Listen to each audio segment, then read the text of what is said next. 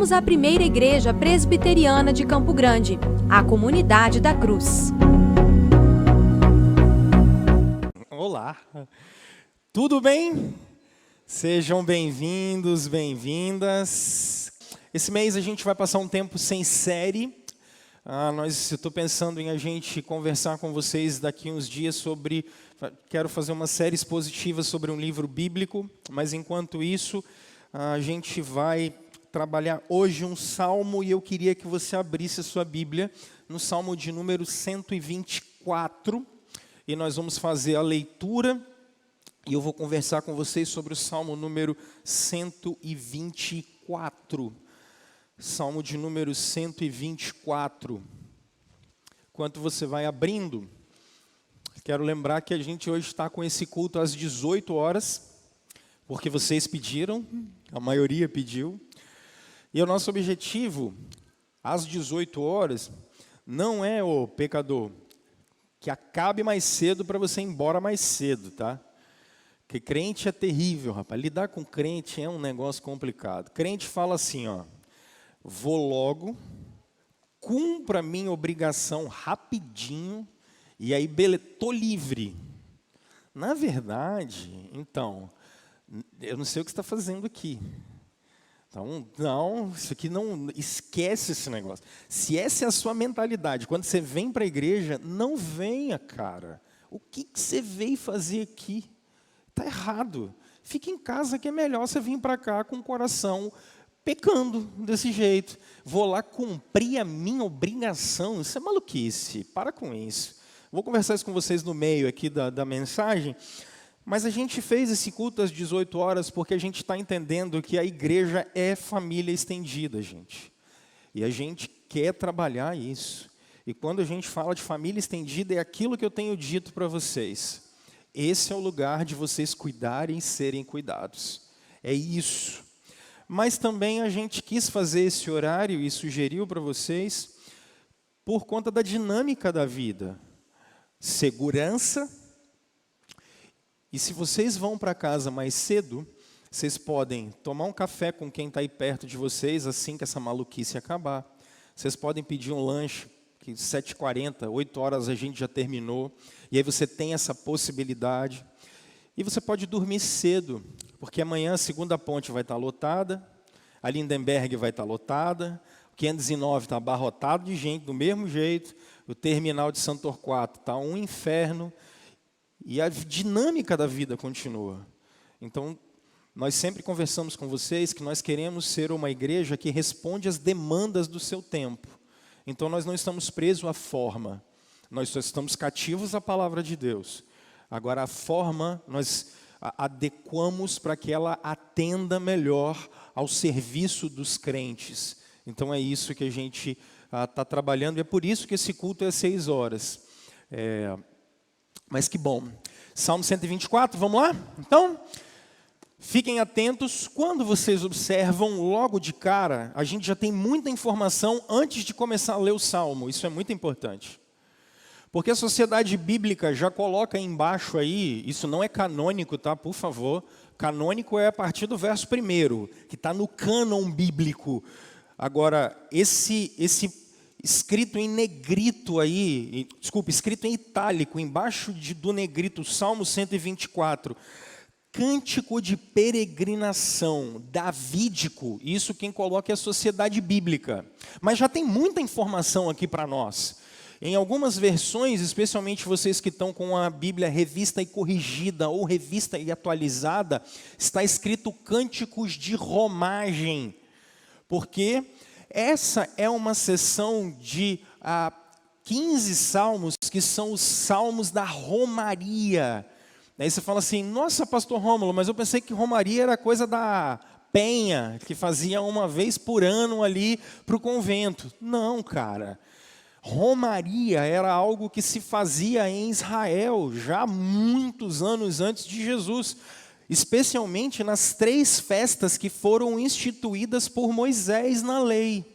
E que festas eram essas? Era primeiro a festa da Páscoa, ou seja, eles iam nas estradas de Israel até Jerusalém para celebrar no templo o Deus que os tirou da escravidão.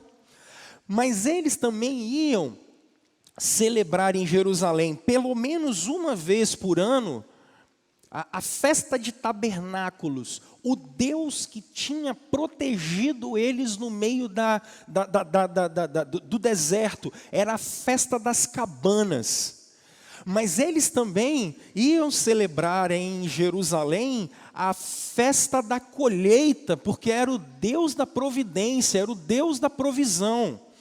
E como é que acontecia, pastor Rômulo, essas romarias? Elas eram muito interessantes, porque bem cedo, bem de madrugadinha, saía a romaria das crianças com as mulheres.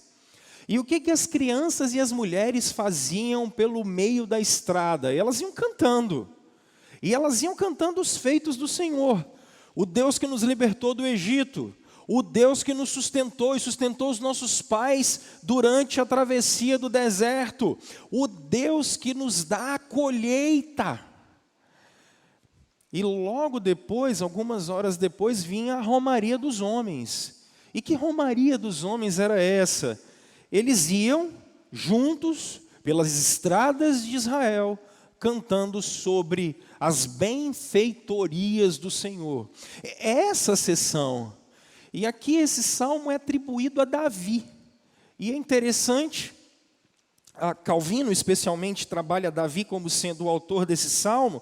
Agora, tendo essa imagem na cabeça que eu falei com você, se você é uma mulher, por exemplo, imagina você com seus filhos, Jerusalém, o Kleber leu isso aqui na liturgia, Jerusalém está no alto do monte, imagina você com outras mulheres e vocês no meio da estrada cantando coisas do tipo: se o Senhor não estivesse ao nosso lado, que Israel repita. Imagina que você era chefe de torcida, cheerleader da época, e aí você gritava assim lá na frente: se o Senhor não estivesse ao nosso lado, Israel que repita. Aí as irmãs com as crianças lá no fundo falariam assim: se o Senhor não estivesse ao nosso lado, quando os inimigos nos atacaram, eles já nos teriam engolido vivos quando se enfureceram contra nós. Já imaginou que doideira que era?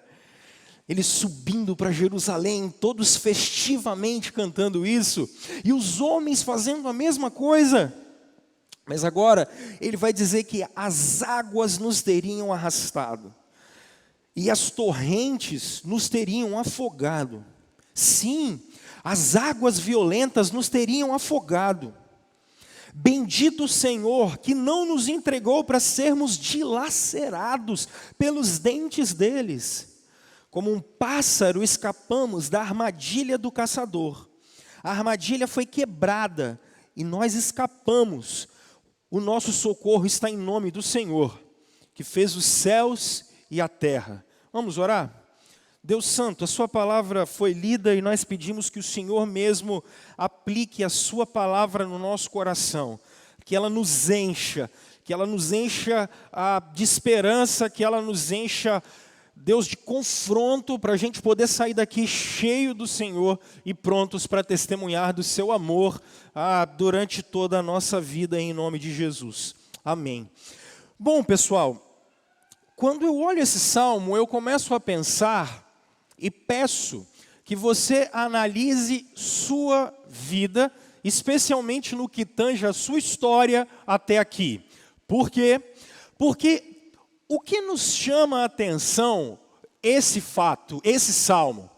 O Davi, que é um rei 1000 anos antes de Cristo, ou seja, um rei há 3000 anos, ele faz um convite à adoração, dizendo para o povo analisar a vida deles, ou seja, analisar a sua história, olhar para trás e perceber. E é esse o cerne, o tema que eu trago para vocês hoje. O objetivo do Davi é que o povo sempre perceba o Deus que sempre esteve lá.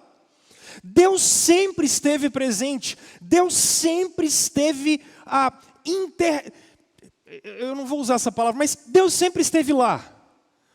Olhando para a história deles, Deus sempre esteve lá. E aí, o apelo que eu faço é para que você analise, por exemplo, algumas cicatrizes que você tem. Vamos supor que você tenha uma cicatriz por conta de algo que aconteceu quando você era criança. Então você eu, por exemplo, cresci aqui em Cariacica, chutando paralelepípedo, e não era difícil tirar a cabeça do dedo quando a gente ia jogar bola e metade do pé ficava para trás. Então eu tenho um joelho todo ralado, os dois, porque subia muro, descia muro, e todas essas coisas aconteciam.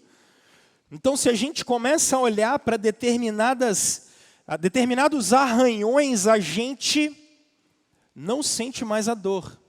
Isso é fato. Mas é fato que esses arranhões, eles nos levam a pensar naquilo que já aconteceu com a gente. E me parece que esse efeito visual, e quando uma cicatriz cresce ainda um pouco mais, e você coça, passa por cima a mão, por conta da camada de cicatrização, você já não sente a pele da mesma maneira. Quem tem queloide sabe disso, né? Não sente mais. Mas é fato que ainda que a dor tenha sido dissipada e não existe, quando você olha, especialmente, vai naquele momento, você sabe o que aconteceu. Agora, se a gente sai dessas coisas tópicas, se a gente sai disso que está no corpo e a gente olha para o coração, e a gente olha para a alma, é fato que há marcas e cicatrizes que são marcas e cicatrizes no coração e na alma da gente. Coisas que quando a gente olha para trás, a gente sabe que aconteceu. A gente sabe que em determinados períodos da vida cometemos erros com determinado tipo de pessoa. Deixamos na mão, traímos, contamos mentira, falamos mal, enfim, difamamos, enganamos, a gente sabe. E a gente olha para trás e no coração a cicatriz ainda está. Acontece que o tempo passou, e aqui eu faço essa ressalva, falei isso pela manhã, o tempo passou e eu quero deixar muito claro que tempo não cura nada, porque tempo realmente não cura nada. Coisa mal resolvida, tempo não cura. Mas me permita usar a expressão tempo aqui no sentido de que foi tratado e passou o tempo, e quando o tempo passou, você até volta, lembra do que fez e isso te serve de advertência. E como te serve de advertência, você evita fazer. Você sabe que aquilo pode gerar transtorno para as outras pessoas. Da mesma maneira, você que foi alvejado, você que foi alvo da ação de outras pessoas. E você sabe o que é sofrer por causa da ação de outras pessoas. Porque isso gerou no coração uma dor fora de série, uma ferida na alma fora de série. Mecanismos de proteção foram criados dentro de você por causa disso. E aí quando você olha para trás, você já sabe assim, aqui não dá para pisar. Aqui não dá para ir. Sabe quando parece que aquele sinal de alerta, porque tem cicatriz, porque tem sinal, porque sabe o que pode causar, porque sabe o que pode gerar. Então para por aí.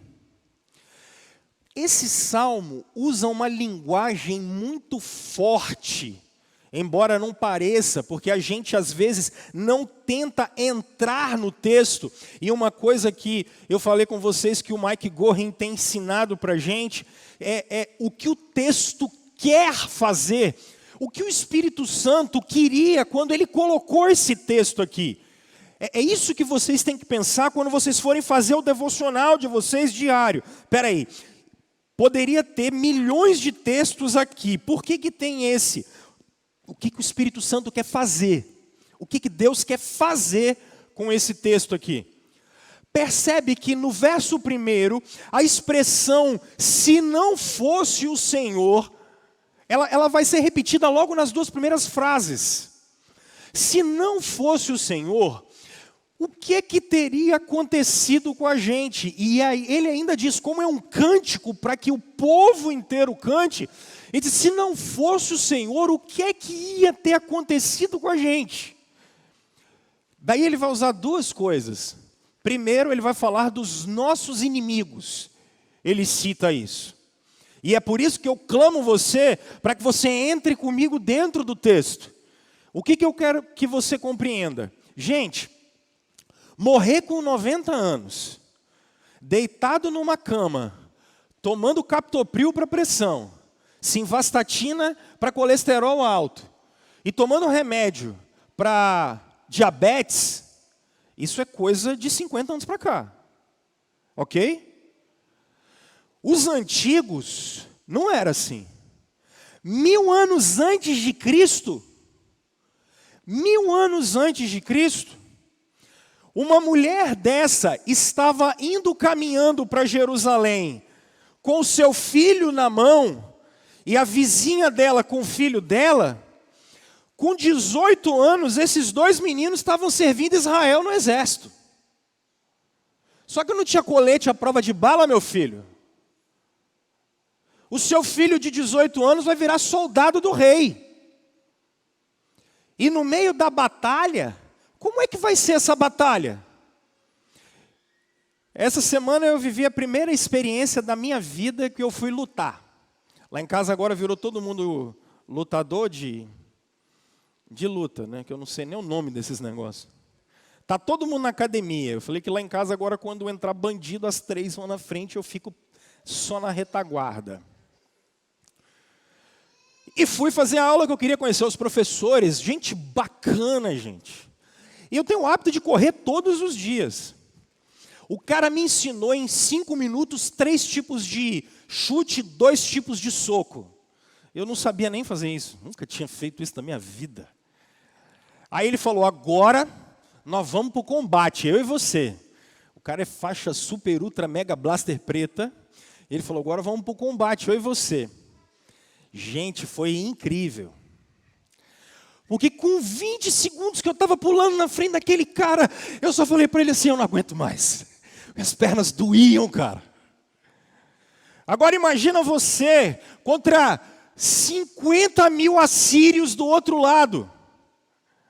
O que é que tem na sua mão? Um machadinho. Só tem um problema, meu irmão. Se o cara cortar um pedaço do seu braço, não tem penicilina para você poder tomar remédio, nem tem. Não adianta ligar para o SAMU para vir te buscar, nego velho, porque não vai. Não tem SAMU para vir te pegar.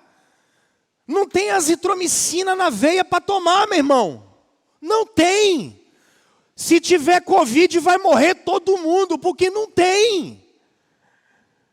Então, quando a gente pensa 1000 anos antes de Cristo, quando esse texto é escrito, é vida na vida. Não adianta ligar 190 e falar que a polícia de Israel vem defender a gente. É a gente contra o outro. E se eles vierem contra nós, ou é a gente ou são eles. E se o cara passar a espada na sua barriga, vai cair metade de você no chão. É isso que está sendo escrito aqui. Pastor, o senhor é ruim. Não, eu sou realista. É porque o século 21 é infantilizado. Ele é infantilizado. O século 21 é tão infantilizado, as pessoas não têm nada para fazer, que agora menino não é menino e menina não é menina, é meninix. Isso é falta do que fazeis. Tem que caçar trabalhos, para não ficar inventando modax, que é um sacos, desculpas. Pelo amor de Deus, é sobre isso que a gente está falando. Quando ele está falando dos nossos inimigos, são os caras que entram, como Davi, por exemplo, percebe que ele vai lutar uma batalha, eles entram em Ziclag, queimam as casas deles, roubam todas as famílias deles, levam tudo que eles têm e vão embora. Imagina, ontem era 7 horas da noite, entraram na casa do meu vizinho de frente. 7 da noite. Gente caminhando aqui, ó, no parque infantil. Quebraram o portão, entraram e foram entrar na casa dele, mas ele acendeu a luz e os caras correram. É disso que a gente está falando aqui. É sobre isso. Os inimigos eram contra eles. Mas vai mais o que Davi está dizendo. O que Davi está dizendo é algo bem mais profundo, porque ele fala que as águas eram muito poderosas contra eles. E eu já falei com vocês várias vezes que água no mundo antigo é sinal de medo. Porque esses caras não tinham coragem de entrar no mar Mediterrâneo, o mar da Galileia para eles, o mar da Galileia é do tamanho da Lagoa Juparanã ali, e os caras chamavam aquilo de mar. Eles não conheciam aquele negócio. Tanto que João, quando escreve Apocalipse, ele fala que não tem mar na Nova Jerusalém. Por que João está dizendo que no novo céu e na nova terra não tem mar? Porque os povos antigos morrem de medo de mar. Eu estava contando uma história, uma tia da Aline, lá em Afonso Cláudio, morava na roça, o seu Flaurindo viveu isso. Brincadeira, seu Flaurindo.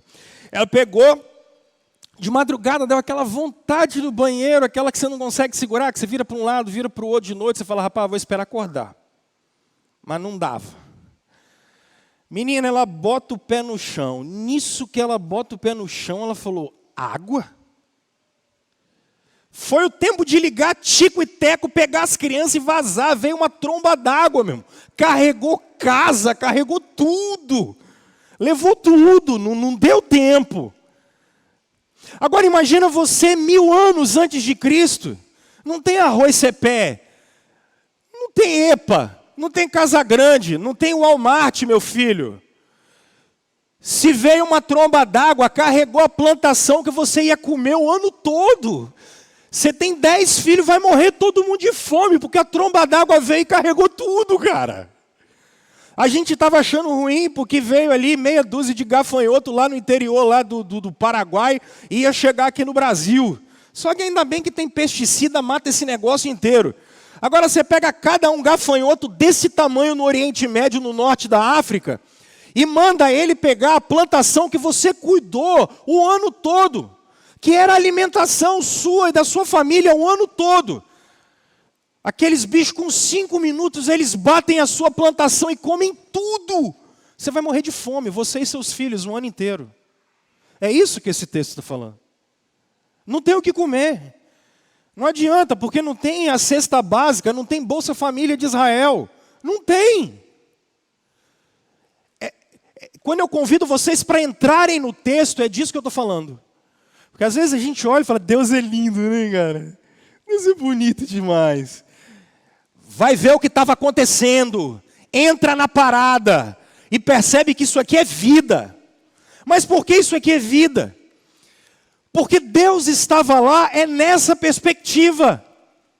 Deus estava lá, em primeiro lugar, prestem atenção, se relacionando com o seu povo de uma maneira distinta.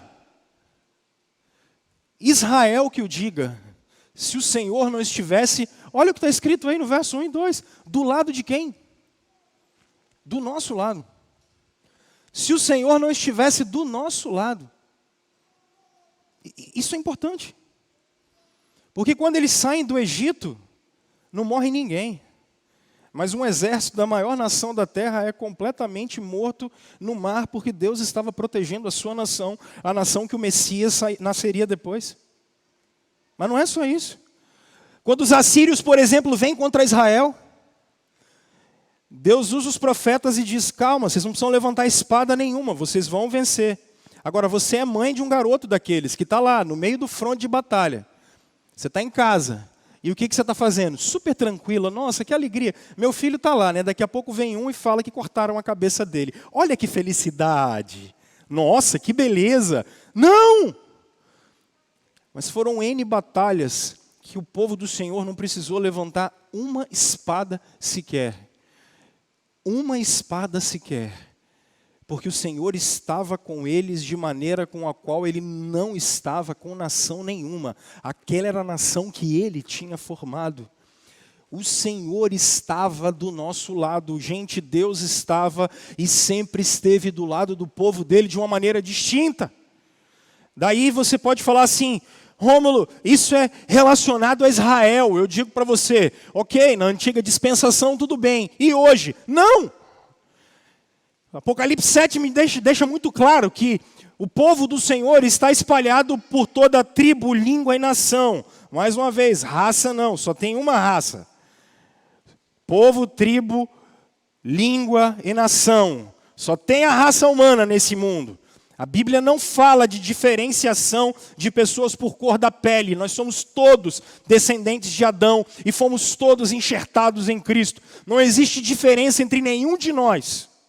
Somos todos iguais aqui. Porque nós viemos todos de Adão. E estamos em Jesus. E como é que Deus trabalha hoje? Cuidando do seu povo, gente.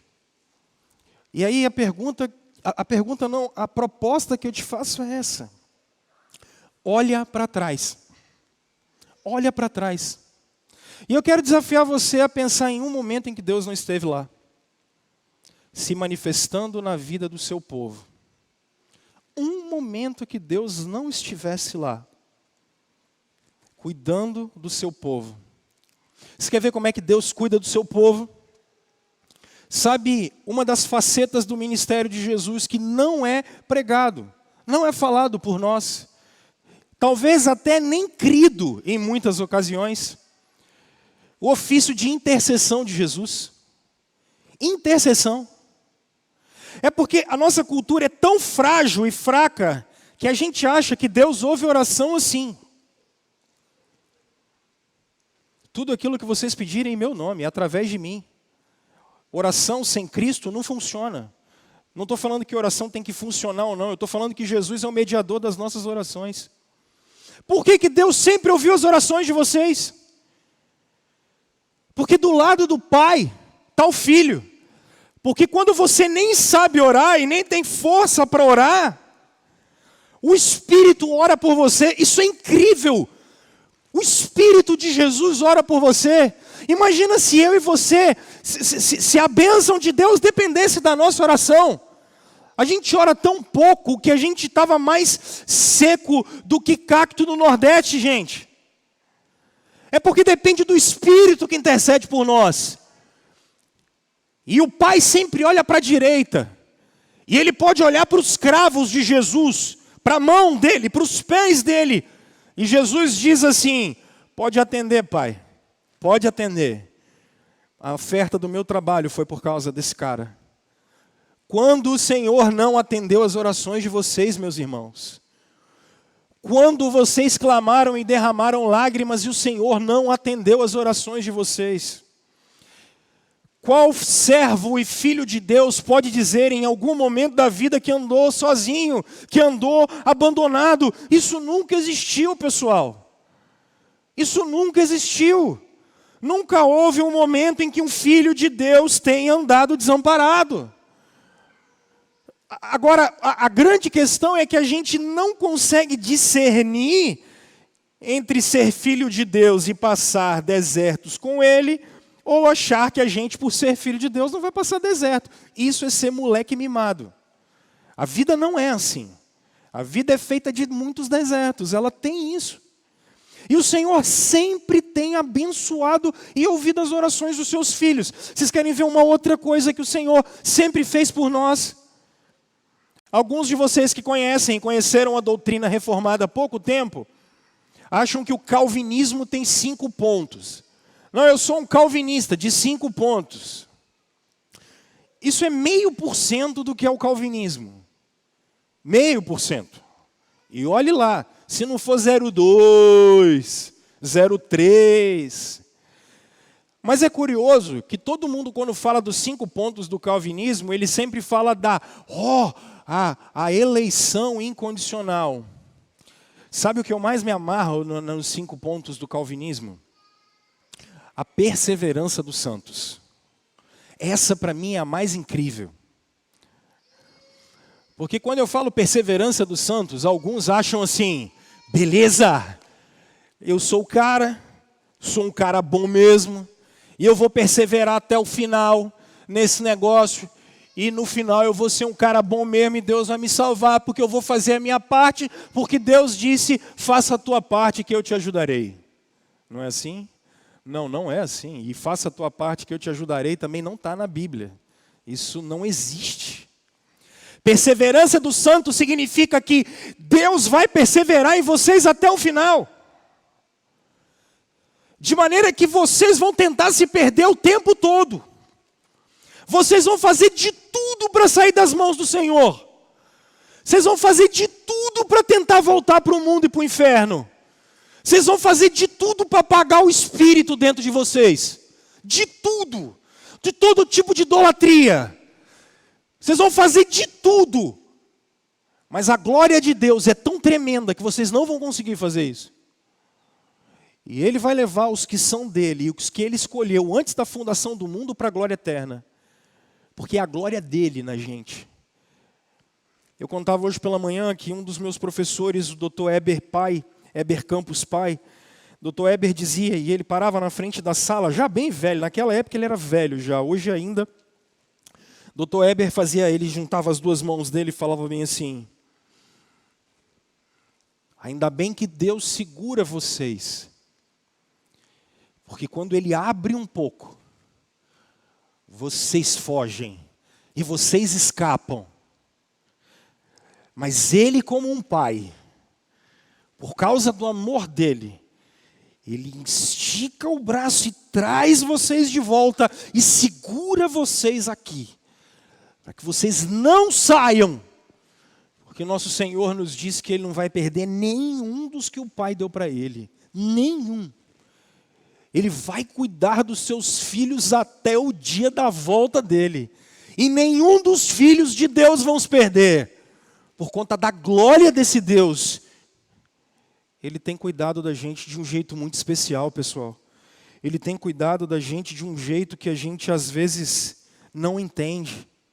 E é interessante porque às vezes a gente pode pensar assim, nossa, Deus cuida de mim porque eu sou bonzinho. Deus cuida de mim porque sou um cara legal. Deus cuida de mim porque faço coisas interessantes. Olha o verso 7 que está na mão de vocês. Ele diz, ele compara a gente a passarinho. Passarinho. Você acha que o salmista diz que o pardal encontrou a casa e a andorinha o seu ninho, por quê? Frágeis. Frágeis. O verso 7 chama o mundo, as ciladas do diabo, a nossa carne, de grandes arapucas, porque a gente é passarinho.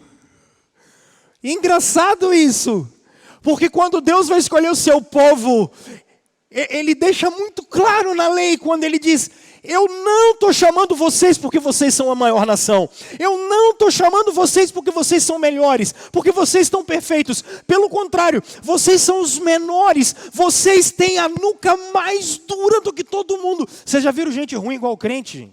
Não tem. Sabe o que vocês ouvem por aí? Rapaz, eu faço negócio com todo mundo, menos com crente. Crente é ruim demais, pelo amor de Deus. É nego de coração duro. É bicho egoísta, é ruim. Você encontra gente que não conheceu Jesus com coração mais tranquilo do que crente. Você encontra gente com caráter e com moral melhor do que crente. Ô gente ruim. E não era para ser assim. Não era para ser assim. Mas a despeito de não valer em nada, o Senhor cuida. O Senhor cuida. Olha que coisa. O Senhor cuida. Não falta. Ele sempre está presente. Porque Ele tem cuidado do seu povo. E Ele vai cuidar do seu povo por causa da sua glória. Olha para trás e o Senhor sempre esteve lá, gente. O Senhor sempre esteve lá. Segunda coisa, olha o verso 6. O texto bíblico é muito bonito.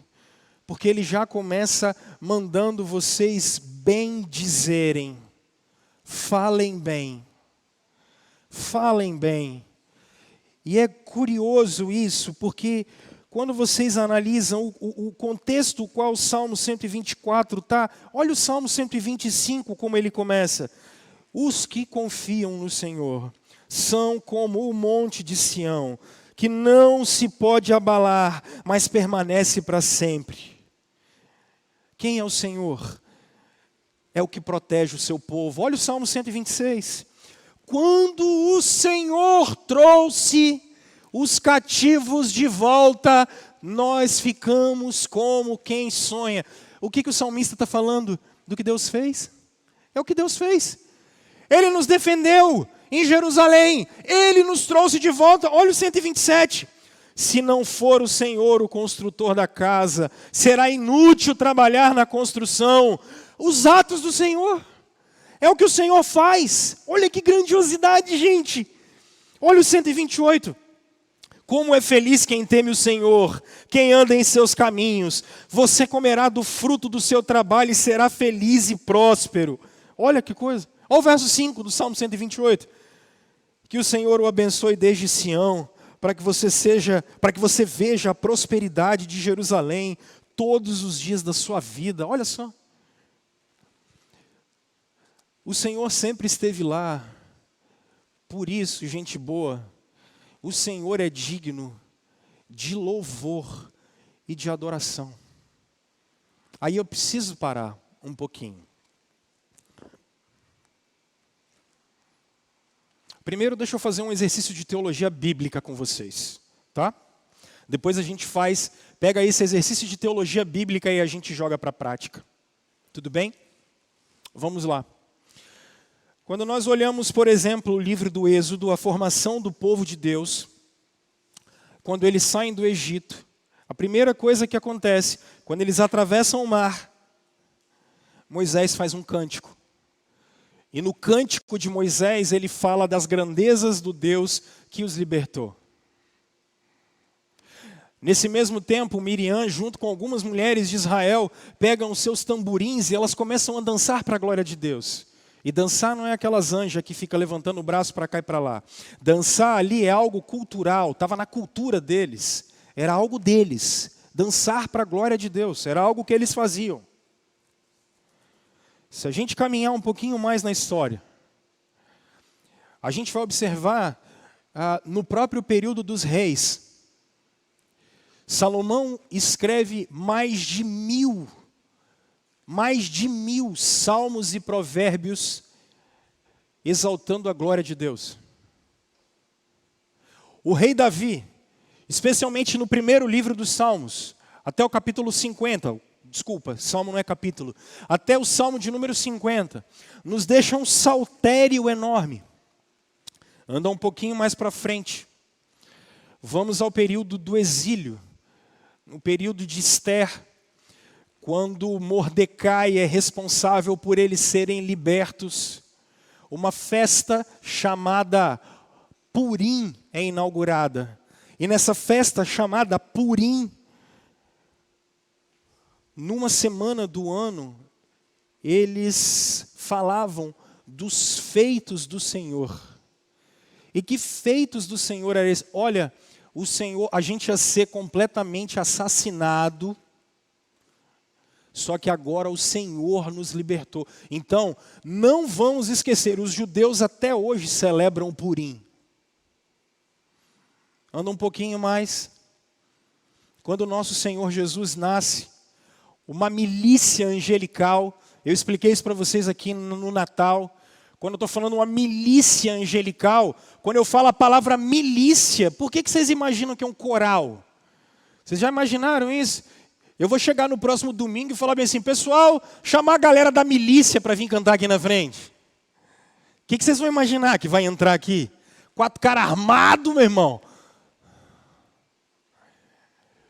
Porque o rei chegou, ele vai lutar contra César e contra o diabo e contra o mundo. É o exército dos céus que está ali.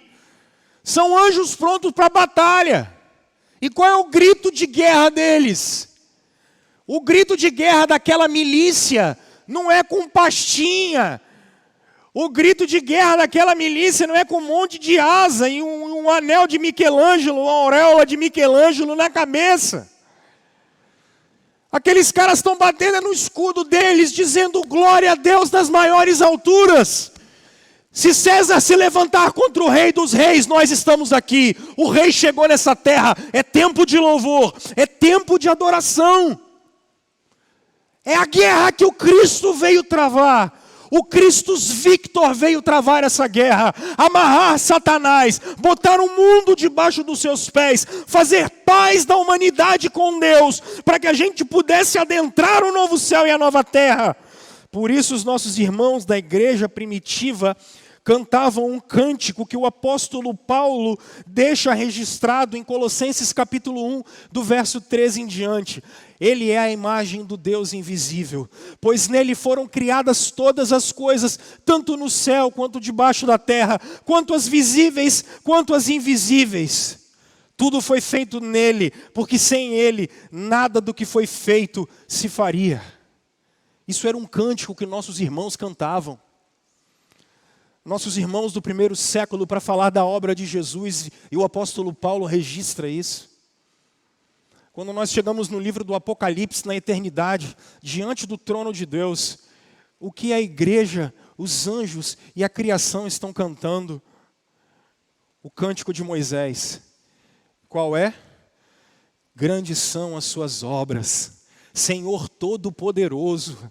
Justos e verdadeiros são os seus caminhos. Todas as nações virão e adorarão diante de ti, pois os seus atos de justiça se fizeram manifestos. Ó Rei das nações, quem não temerá?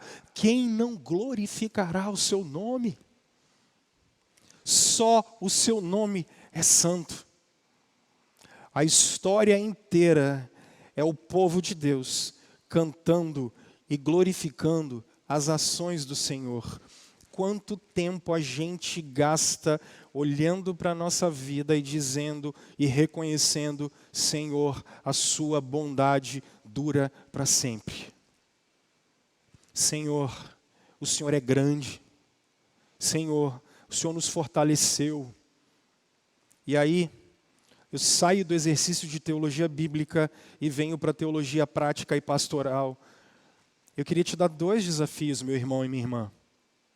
O primeiro é para você separar momentos. Momentos. Sozinho. Momentos sozinho. Pastor, a vida é uma luta, pastor. A vida é uma guerra, pastor. Eu sei, meu filho. Se não fosse o Senhor, Israel que eu diga. Você só tem suportado e aguentado por causa do Senhor. Se não fosse o Senhor. Pare, meu irmão e minha irmã. Pare momentos. Pare momentos. Aquele tempo lá atrás. Olha o Senhor construindo a história. Olha o Senhor. Senhor, o Senhor é bom. Senhor, olha o que o Senhor fez aqui. Senhor, eu consigo reconhecer nesse momento, nesse período aqui, ó. Faça isso em família. Faça isso em família. Senta. Na hora de tomar o café da manhã, sem pressa, sem celular, sem querer saber qual foi o último comentário que fizeram daquele post que só você sabe o que é, que não vai mudar o mundo de ninguém, nem a vida de ninguém. Para. Senta lá, galera de casa. Uma vez por ano não tem festa de família com aquele tiozão chato, não tem? Para ali também. Para. Na hora de fazer aquela oração, fala, olha, o Senhor. Lembra daquele período, o Senhor cuidou de nós. Olha as coisas que o Senhor... Quem ia imaginar que o Senhor ia construir essa história? A gente não pode esquecer isso, minha gente. A gente não pode deixar isso de lado. E isso é importante, inclusive para a nossa posteridade. Nossos filhos precisam saber como foram as nossas conversões. Nossos filhos precisam saber, e as outras gerações precisam saber, de experiências que tivemos com o Senhor. E daquilo que o Senhor fez na vida da gente. E aí eu queria levar você para um outro desafio. E o outro desafio não é mais esse desafio pessoal, ele é comunitário. que nós viemos fazer aqui hoje? Você perguntar por que a igreja reformada adora no domingo. É simples, gente. Porque a nova criação começou no domingo. Quando é que a nova criação começou? Quando a velha morreu naquela cruz. Quando a antiga criação, quando Adão foi encravado naquela cruz, a antiga ordem passou. A ressurreição é certa. A ressurreição dos mortos é certa. A vinda de Jesus é certa. O reino é certo. Então, eu me dirijo a você que está em casa agora ouvindo a gente. Alguns de vocês que não vêm porque ainda não se sentem seguros, respeitamos. E é fato, você não pode ferir a consciência. É uma maneira reformada de pensar. Mas eu não quero que vocês estejam em casa achando que isso substitui a experiência comunitária. Não. Não. Só existe unidade com coletividade. Só existe coletividade com individualidade. Adão sozinho não é ninguém, mas Adão com Eva tem sociedade, tem igreja. E é por isso que eu quero que vocês, em nome de Jesus, nós temos 2 períodos de adoração. Se você não pode vir pela manhã, venha à noite. E não dá migué. E não é para mim que você tem que fazer isso, cara. Isso aqui é o seu compromisso comunitário, você com seu pai e com seus irmãos. Isso aqui é prioridade. Porque durante 6 dias, os deuses da cultura te levam para longe do Senhor. Mas agora você vem para perto dele, com seus irmãos. E a gente vai passar a eternidade inteira juntos. Vocês têm que lembrar disso. Não adianta. Nós vamos passar a eternidade junto. Isso aqui, esse momento de adoração, daqui a pouco a gente vai comer do pão e vai beber do cálice. Isso aqui é para anunciar a morte do Senhor até que Ele venha. Não é, eu vou lá na igreja. Espera aí, meu irmão. Eu estou indo para a presença do Senhor. A confissão de Westminster é maravilhosa, porque ela diz assim, como é que você tem que ouvir a palavra? Diz, com santo temor no coração. E como é que você recebe um sacramento como esse, que você vai receber daqui a pouco? É com santo temor no coração. Porque é a materialização de Deus através da fé na nossa vida. Isso é sério, gente. A gente está falando aqui do Deus Criador e Redentor. Do Santificador.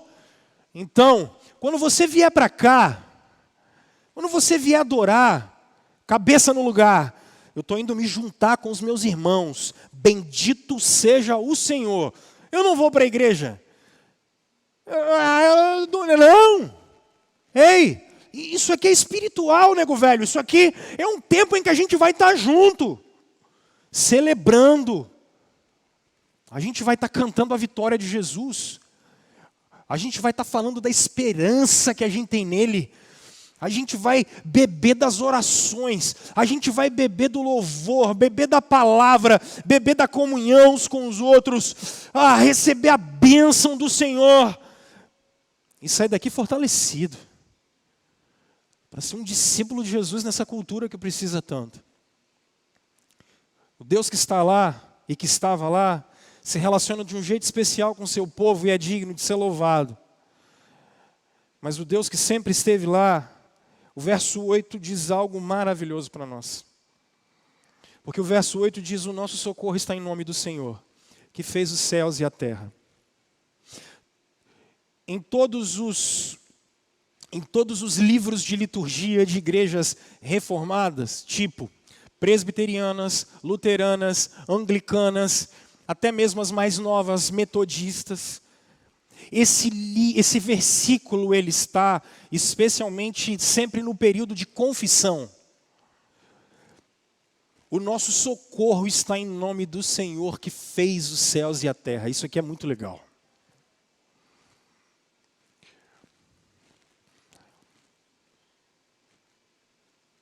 O hebraico bíblico, ele tem 2 palavras para criar. A primeira palavra para criar é a palavra de Gênesis capítulo 1. No princípio criou Deus os céus e a terra. Eu brinquei pela manhã, falando que no princípio criou Deus. Eu falei, era mais ou menos meio-dia. Vocês comeram antes de vir para cá? Quem comeu? Não, né? Está morrendo de fome o miserável ali. Ó. Chega a estar amarelo. Mas eu brinquei, era meio-dia, eu falei bem assim, eis que haja galeto, eis que haja frango assado, eis que haja farofa, eis que haja feijão tropeiro, com Coca-Cola gelada, com gelo e limão. Não apareceu nada. Domingo à noite é dia de capixabão, e a gente pode falar bem assim, eis que haja x-egg bacon, com fritas. E aquela maionese gostosa, não é, Alain? Não tem. Eis que haja esfirra. Tem uma boa, menina, no iFood que vocês não têm ideia. Eis que haja franguinho com polenta. Não tem. Não vem. Agora, o que o texto aqui quer dizer é diferente. Não é isso. Brinquei de manhã falando isso. Imagina que Juliano e o Rafael falam assim, papai, mamãe, deixa eu brincar. Aí eles falam, tá bom, meu filho, vai. Aí vai os dois bonitão brincar. E aí qual é a brincadeira deles? Aí o Juliano fala, Rafa, vamos brincar de Lego? Aí ele fala, vamos brincar de Lego. E o que a gente vai fazer na brincadeira de Lego? Vamos fazer uma cidade. Não é, Júnior? Aí eles vão fazer uma cidade, os dois, com carrinho de Lego e que brinca pra cá e pra lá. Não foi algo que foi feito do nada. Já existe a pecinha, eles só estão montando. Esse texto está dizendo que o Senhor, Ele é o manipulador da sua criação. O nosso socorro está em nome do Senhor, o manipulador da criação. O Deus que transforma a criação. O Deus que muda qualquer circunstância. O Deus que age em qualquer circunstância. Quem é que nos socorre? Quem nos socorre é o cara que pode pegar qualquer circunstância, qualquer situação e entrar nela. Não há o que Deus não possa fazer, não há o que Deus não possa resgatar, não há o que Ele não pode sarar, não há o que o Senhor não possa fazer. Israel está dizendo, Deus sempre esteve lá, porque Ele se relaciona com a gente de um jeito diferente. Mas não é só isso, porque Ele é digno de ser louvado, mas porque Ele é um Deus que sempre agiu transformando toda e qualquer situação. Pessoal, é sobre isso. É sobre isso que é esse salmo. A Confissão de Westminster trabalha algo maravilhoso. Quando ela diz que a providência de Deus é o ato em que o Senhor sustenta, governa e mantém toda a sua criação. O nosso socorro está em nome do Senhor, que sustenta, governa e mantém cada situação. Pensa em todos os momentos da sua vida. O Senhor estava lá. O Senhor estava ali. Não há nenhuma situação que o Senhor não possa agir. E aí você se pergunta, pastor, o que eu faço com isso? O que eu levo para casa? E você que está em casa, pensa o que eu faço com isso, até porque você já está em casa, então você não vai levar nada para casa. O que eu faço com isso? Gente, eu queria que você parasse um minuto e olhasse para trás. Eu queria que você olhasse para trás. Como o salmista está falando para o povo fazer. Olha para trás. Se não fosse o Senhor, meu irmão e minha irmã, você que nos visita, se não fosse o Senhor, onde você estaria? Se não fosse o Senhor, o que teria acontecido de você? Você teria família? Se não fosse o Senhor, você estaria aqui? Se não fosse o Senhor, o que seria da sua vida na eternidade? O dia em que nós fecharmos os olhos, se não fosse o Senhor, o que seria de você? Eu queria te dar um tempo para orar. 1 minuto para você orar. Para você pensar em oração. Pensar em cada momento que Deus estava lá. E Ele estava lá. Mas o verso 8 diz: o nosso socorro está em nome do Senhor, que fez os céus e fez a terra. Ele não estava lá. Ele também está aqui. E isso muda tudo. O Senhor está aqui. Ele está no meio de nós. Eu quero dar um tempo para você orar, porque a gente vai celebrar o Deus que está aqui, através da ceia do Senhor. Senhor, nós terminamos esse momento de adoração, na certeza de que o Senhor é o nosso Deus, nós somos o seu povo, e o Senhor tem cuidado de cada um de nós, todos os dias, Senhor. Obrigado. Obrigado por esse ajuntamento, obrigado pela igreja do Senhor que aqui está. Obrigado, Senhor, por passear no meio de nós, nos louvores, nas orações, na palavra. Obrigado por nutrir a gente com a ceia do Senhor, que a gente seja fortalecido pelo Senhor. Deus, o Senhor nos leve na certeza de que o Senhor tem cuidado da gente, que o Senhor tem sido Deus presente, Pai, aquele que tem cuidado e guardado o seu povo como menina dos seus olhos. Obrigado, Senhor. Leva o teu povo guardado, ladeado pelo Senhor. Que o teu Espírito esteja selando todos os nossos corações e todos os nossos passos todos os dias. E é no nome de Jesus que nós oramos. Amém. Meus irmãos, que a graça de nosso Senhor Jesus Cristo, meus irmãos, que o amor de Deus, o Deus eterno Pai,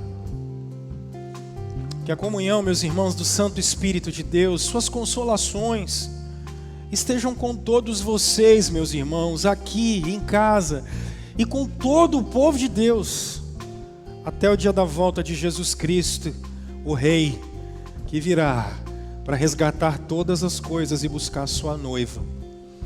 Amém, amém, amém. Não abrace ninguém quando você for embora, por favor.